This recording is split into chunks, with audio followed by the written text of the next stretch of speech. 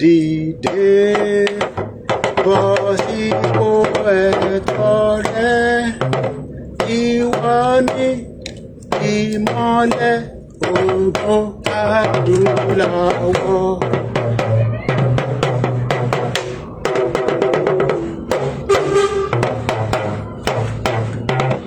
Mo ti mú tọ́ ìwà láti Áfíríkà.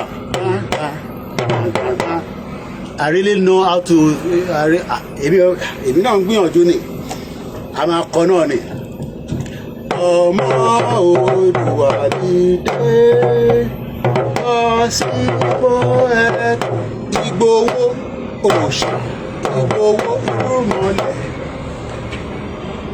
Àwọn ọ̀rọ̀ àwọn oníbà jáde kọ́ wá wo kí ló ń pè ní talking drum. 1914 amalgamation is a fraud. 1914 amalgamation is a fraud. 1914 amalgamation is a fraud. Yorùbá fẹ́ dá dúró. Yorùbá fẹ́ dá dúró. A gbọ́dọ̀ dá dúró.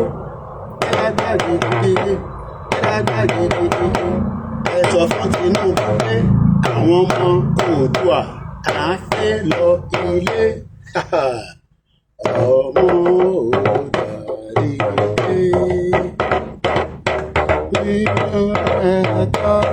Àwọn ọmọ Oòduà ńlá kiri wọ́n ń gbádùn drum mi.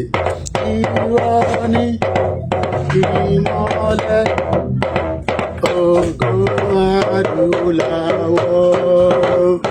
Ànáni ìmọ́lẹ̀ ògo adúláwọ̀.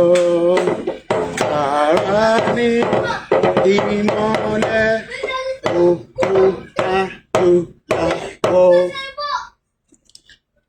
Ẹ jẹ́ fún yín ní ẹ jẹ́ lọ mú soundtrack kan wá. Mo ní Nàìjíríà is a kílẹ̀ pé fraud. Tó bá ń gbọ́ biggest fraud Nàìjíríà ló ń jẹ́ bẹ́ẹ̀. Tó bá ń gbọ́ the biggest fraud. Ó yá gbọ́dọ̀ yóò bá yìí sọ. They are already usurping you from your villages all over. Tó jẹ́ ọmọ Yorùbá. Tó jẹ́ ọmọ Yorùbá. Mo fẹ́ bá yín sọ̀rọ̀. Àbí bá yín sọ̀rọ̀. Mo ti fẹ́ kẹ́ gbọ́ ọ̀rọ̀ tí bá Mo fẹ́ jẹ́ kẹ́ gbọ́ ọ̀rọ̀ tí bàbá yín sọ. Wọ́n náà ti gba abúlé yín. Wọ́n ti gba abúlé rẹ. They are already usurping you from your villages all over Yorùbá state. Ní Ogun state, Enugu state, Ọ̀ṣun state, Ondo state, Anambra state. Gbogbo àwọn ilẹ̀ Ìgbò wọ̀nyẹn. Ó ní Igbo lands as well.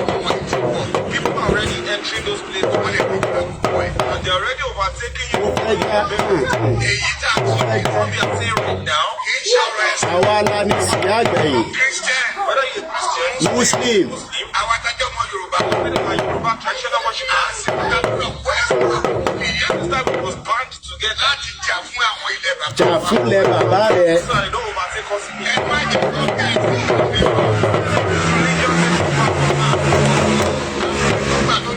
Taking over in Ondo State. When they wanted to kill Christian and Muslim alike, he let them down. They are fighting for this. They don't fight for religion.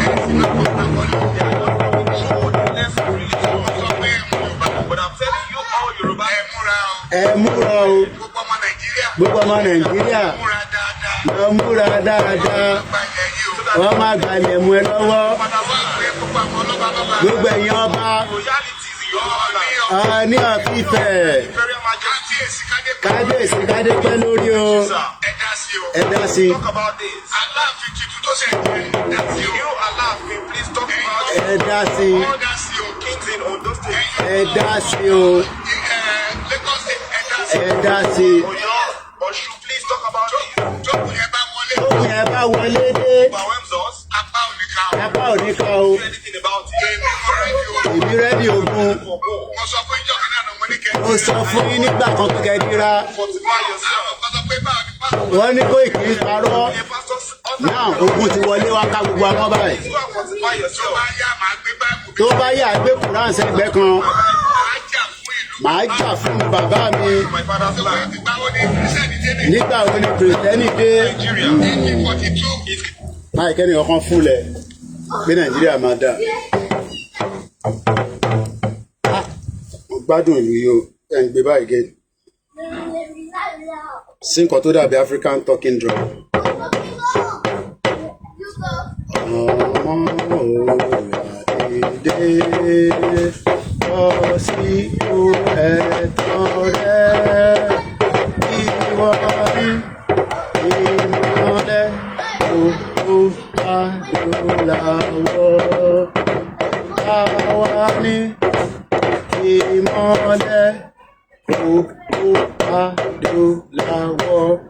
Lọ múra sílẹ̀ o, lọ múra sílẹ̀ o, torí pé tó bá wọlé dé kó má bàa bẹ́ẹ̀ lójijì.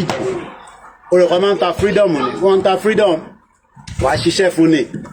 UK tí mò ń gbé yìí, wọ́n ṣiṣẹ́ débẹ̀ ni. Amẹ́ríkà, wọ́n jagun débẹ̀ ni. So àwa náà a máa jagun débẹ̀ ni. Oríṣiríṣi ogun nìyẹn lè máa ń jà. Ogun mídíà la ṣe ń jà lọ́wọ́. Ogun mídíà òun la ṣe ń ṣe kíni, òun la ṣe ń jà lọ́wọ́. Ó fẹ́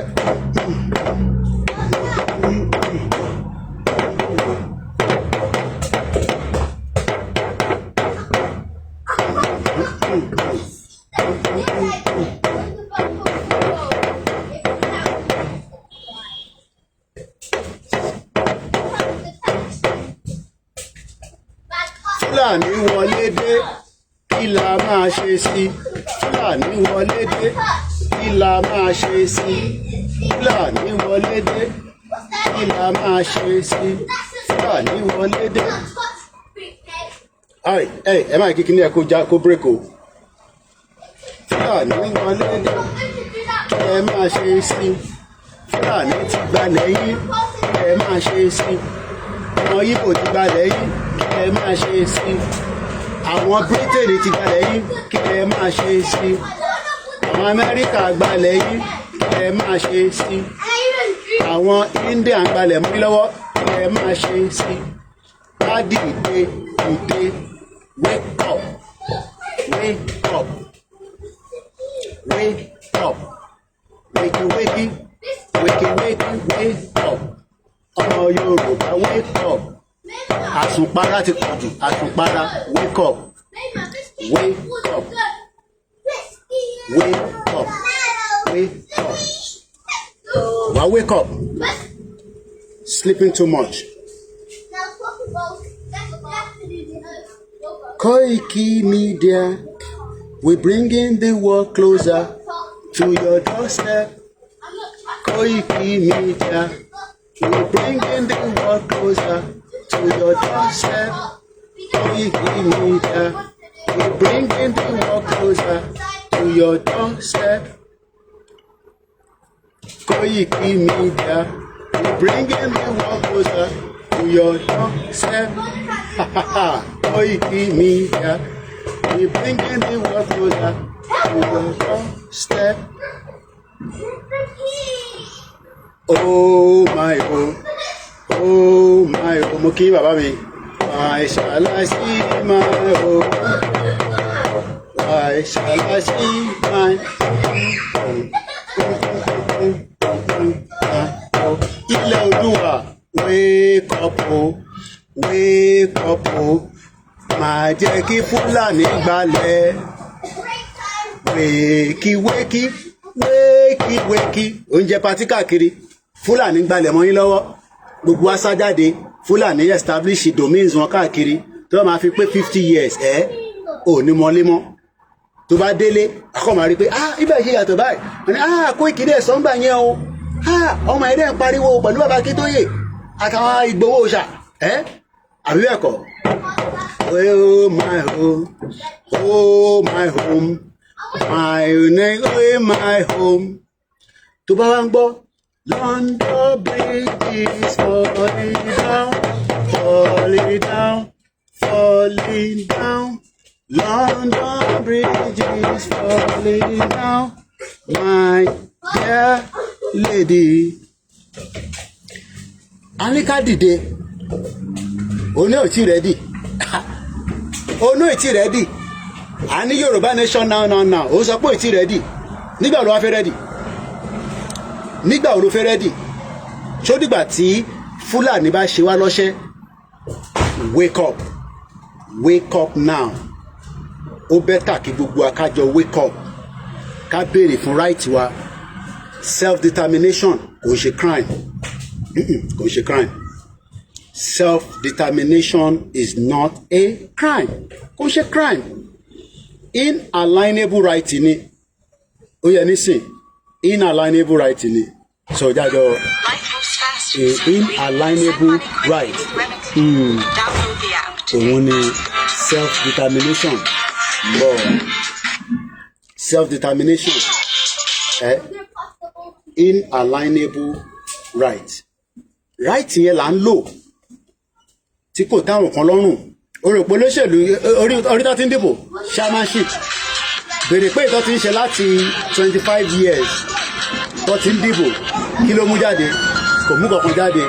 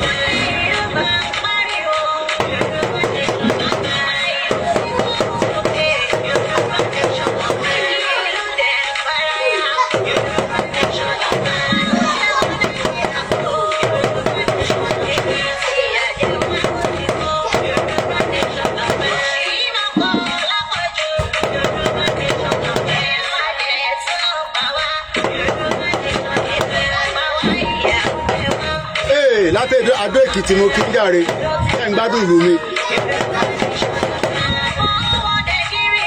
Yorùbá nation la fẹ́. Yorùbá nation la fẹ́. Sórí lára tí ó lè máa pọwó wọlé fún wa òun ni talking drum yìí. Àwa la ní tó bá ń gbọ́ talking drum ilẹ̀ Yorùbá lónìí. Ọmọ Ìgbò lè lùlù yìí rí sí, ọmọ Yorùbá lónìí. Bọ́ tí a fi lè rí ògo wa lò àkọ́kọ́ gbọ́dọ̀ kúrò ní Nàìjíríà. Where? Downstairs. Yà lọ mú wá. Now quick. Àwọn ọ̀rọ̀ yẹn ní sìn a máa kọ́kọ́ exit Nàìjíríà. Torí pé torí Nàìjíríà yẹn kò lè mú àṣeyọrí kankan wá fún anybody. Wọ́n dẹ̀ prepare pé kí Nàìjíríà kó ní lọ síwájú. And that is the only reason why we are asking that we exit peacefully. Tá bá ti exit, olúkálùkù á máa ṣèjọba ẹ̀. Mo kí ẹ brother mi Yẹmí Fátókì, mo kí bàbá wa ní ìlú Èkìtì. But ìwọ ò fẹ́ bẹ́ẹ̀. Ó fẹ́ corrupt Nigeria. Nigeria tó ti fail. Kò mú result kankan jáde láti 65 years. Ọmọ tó ń pè ní 65 years. Nítorí pé Britain bẹ́ẹ̀ni sàn Britain Yorùbá fẹ́ dá dúró. Britain bẹ́ẹ̀ni sàn Yorùbá fẹ́ dá dúró. Tá a ṣe Nàìjíríà 1914 amalgamation mọ́ fraud. Tó bá ń gbọ́ fraud ní 1914 amalgamation. Kí Yorùbá dá dúró òun gangan ní yọbẹ̀. we will have a better life. Àkọ́kọ́ ní identity tiwa. Èèyàn kọ̀ọ̀kan ní máa bá wa share identity. Tinubu ò fẹ́ divide torí pé ó sì fẹ́ jẹ nínú Nàìjíríà. Òun àtàwọn Ṣàgórì ẹ̀rí bó ṣe ń bá àwọn yẹn gba loan káàkiri. Ó kàn bá wọn gba loan tí ẹlòmíì wàá ti gbàgbé pé wá sáyé loan yẹn wọ̀ tí ní sọ́tán. Tá bá dá dúró gbèsè tó olúkálukú bá jẹ wá pinlé wa lórí. Gbèsè tí olúkálukú bá jẹ wá pinlé wa lórí. Bọ̀ nítorí pé ẹ fẹ́ yẹn ẹ ń fẹ́ irọ́ àbí bẹ́ẹ̀ kọ́ ẹ ń fẹ́ wàyó Nàìjíríà sọjá play eléyìí kò ní copyright sórí orí wa ló bá wọn.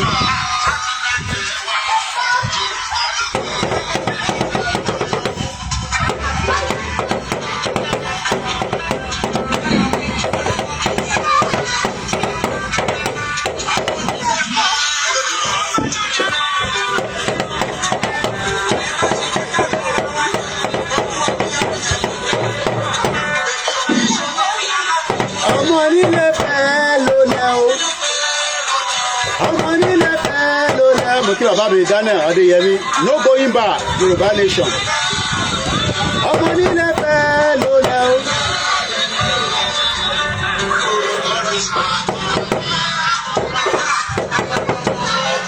Àwa lọmọ Odùduwà o.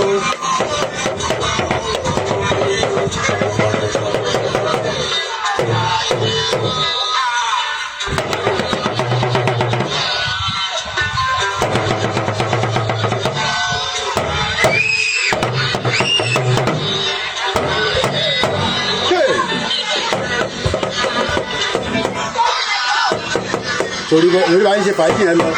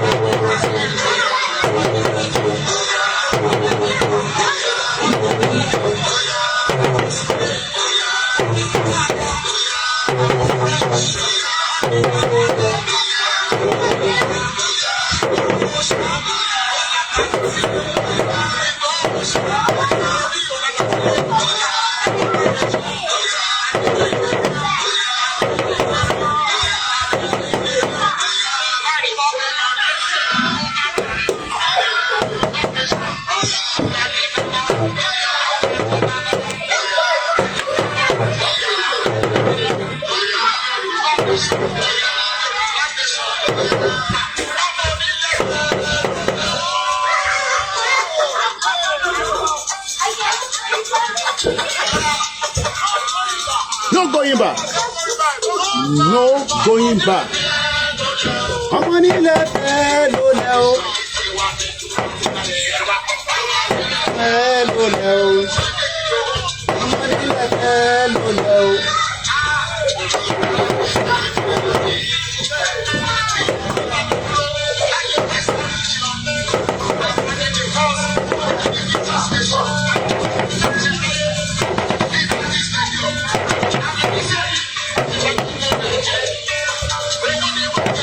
Àṣírí bàbá mi Sunodu.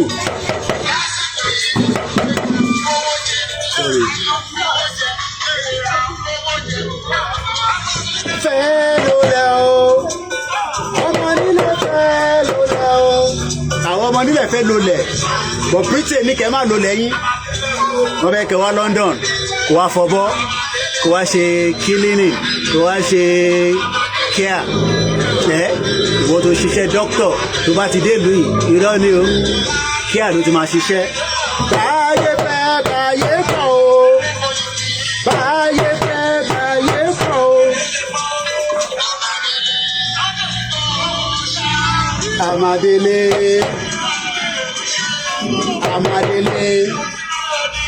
sọ̀rẹ́lẹ́dẹ̀ yẹn á pariwo àdélé.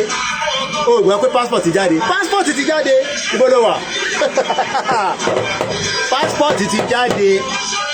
Bó fẹ́ bó kọ̀ passport ti jáde. Nígbà tí Britain ń bọ̀ wọ́n consult wa kó tó kó wa papọ̀. Bẹ́ẹ̀ni we shall get there.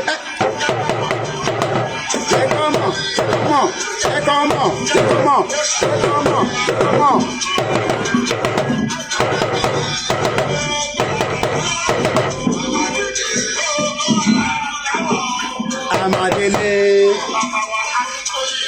Amadele, Prof.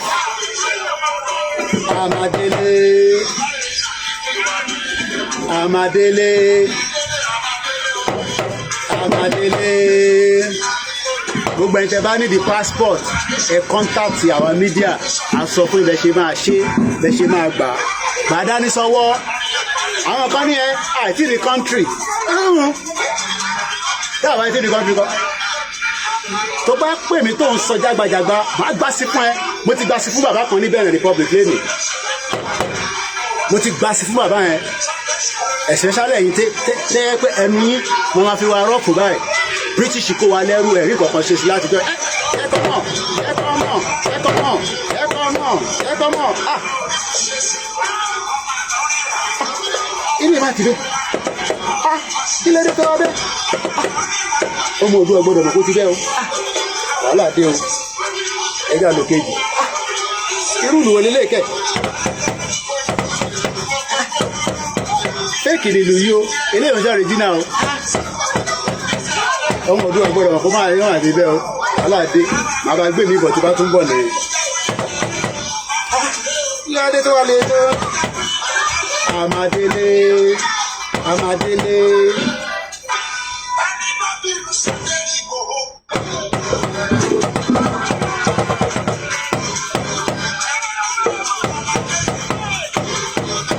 Kejì sí ìlú má wọrí alẹ́ ti bí yẹn pa.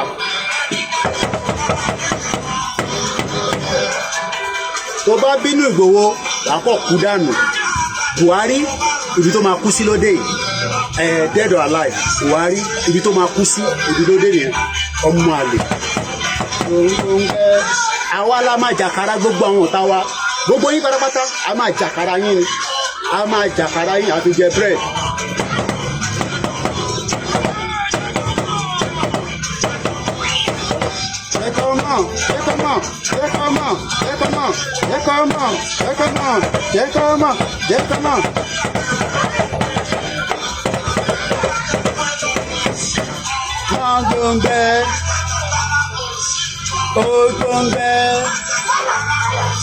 A máa jàjàyè ni rọrin fún yín ní studio talking drum mi ni jẹ́ ìgbàtẹ́gùn èmi àtàwọn àjọ máa fi sọ̀rọ̀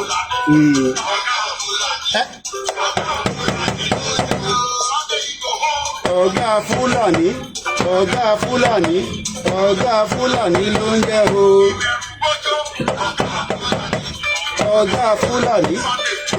Fúlàní ló ń jẹ́ o ọ̀gá Fúlàní ló ń jẹ́ o ọ̀gá Fúlàní ló ń jẹ́ o tó o báyìí ti gbọ́ wò ó passport ti jáde ó ṣì wà níbi ta ló ta ìlú àìtí ní country ìyẹn ni wọ́n sì jókòó lé lórí ó ṣì wà níbi ìdíre ìṣánáre tí passport ti jáde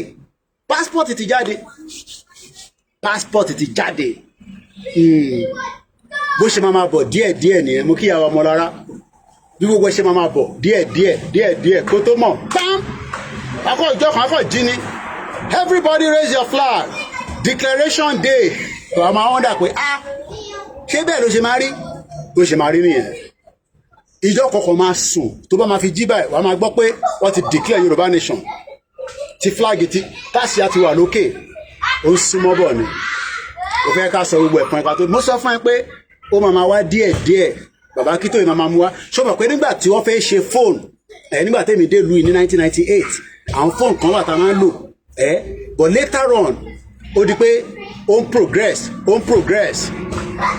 progress díẹ̀díẹ̀ nígbà tó yá a bẹ̀rẹ̀ sí ń lo smartphone àbí bẹ́ẹ̀ kọ́ kò ń ṣe jọ́ kan la bẹ̀rẹ̀ sí ń lo smartphone nígbà tẹ́mi dé ní 1998 kò ń ṣe smartphone la ń lò so wọ́n tó ń kánjú ó ti pẹ́ jù igbos ìjọ kọ̀ọ̀kan ló máa bọ́ sí gradual process but as long as taba ti move sórí wọ́n tó ń fẹ́ disagree pẹ̀lú passport yẹn o kàn máa larí ẹ mọ́ ìgànnà ni o bẹ́ẹ̀ ni mo sọ torí mo ní Britain ò consult wa kó tó join wa papọ̀ ṣé wàá rí ìwọ tó wà ní UK America tẹ́fẹ́ máa fẹnu tàbùkù iṣẹ́ àwọn bàbá Kítóyè àìtí ní country kí ló dé tẹ́lẹ̀ gba passport wọ́n máa kọ́ mú wa mọ́lẹ̀ ẹni kọ́ mú wa mọ́lẹ̀ tẹ́fẹ́ bá travel the next time passport yẹn ni máa lò jáde láti ṣẹ̀dùmarè máa fi wọ̀nyí passport yẹn òun ni máa fi travel passport yẹn ni máa fi travel tí passport yẹn bá ti dé ó wà lórí DHL báyìí ó ń bọ̀ báyìí tó bá ti dé báyìí àbẹ̀rẹ̀ sí máa fáyẹ̀ a máa lọ síbi tí ìlú tá a bá lè lò lọ máa lọ sẹ́ni country bọ̀ pé tí bá ti ń travel báyìí passport yẹn ni máa lò lo passport yẹn ọmọ sọ fún yín pé àwa ni bàbá Yorùbá ẹ tó bá dẹ̀ jẹ́ bàbá Yorùbá gbọ́dọ̀ ẹlòmíì ní sí ó náà ṣe Yorùbá nation wọ́n máa mú wa o ṣé èèyàn ṣe Yorùbá nation ẹ̀yin ọmọ ẹ̀yẹ máa lọ yẹn gba tẹ́gùn sórí ilẹ̀ báwọn ọmọ òdua ṣeré ìwọ náà máa gbádùn weekend àlẹ́ rí jù bẹ́ẹ̀ lọ mo kí gbogbo lé o bye for now.